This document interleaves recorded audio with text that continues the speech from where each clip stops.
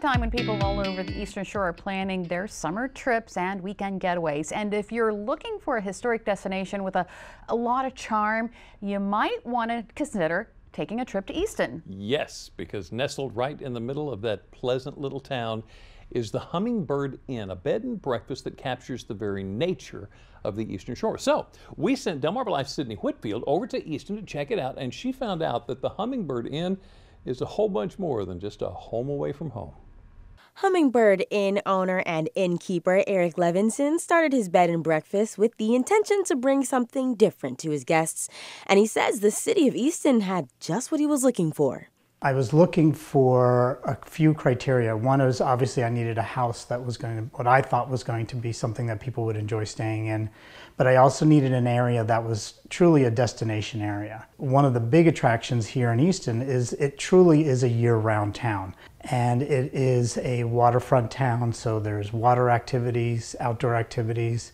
So moving to a small town, I needed to be somewhere that I was going to feel comfortable to, and I love to do things, and I love the energy of that, and Easton really brings that in. And anyone that walks in this Easton building will find that it's just as cozy as it is interesting. This is an 1865 Queen Anne Victorian.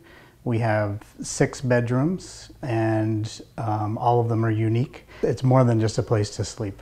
Eric says they have 6 rooms at Hummingbird Inn, all named after local towns here on the Eastern Shore. 5 of them are traditional Victorian rooms, and 1 has a contemporary feel. I like to mix some of the decor, so you have your contemporary as well as Victorian, in such a way where it's just little touches here and there. And Eric gave me a little tour of the rooms, which he styled all by himself. Okay, I feel like I just walked into an 18th century style movie.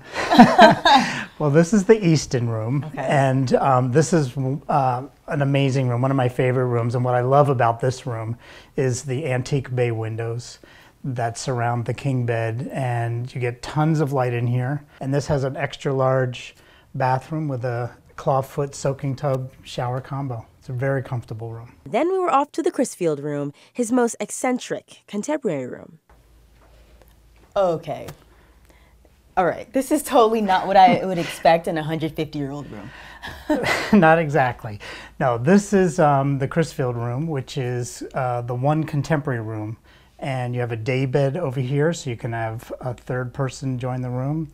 And lots of space, a work desk if you need to do any work while you're here, which hopefully you're not. And super comfortable room to hang out in. But Eric says there's lots of other places for his guests to relax, one of them being the porch.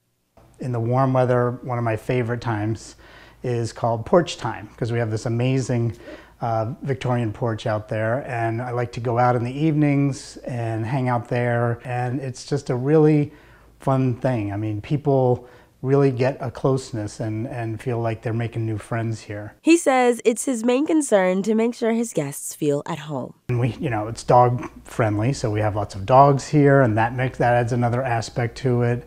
So just all of those things combined, I think, just take the whole idea of just a bed and breakfast and trying to do something just a little bit more.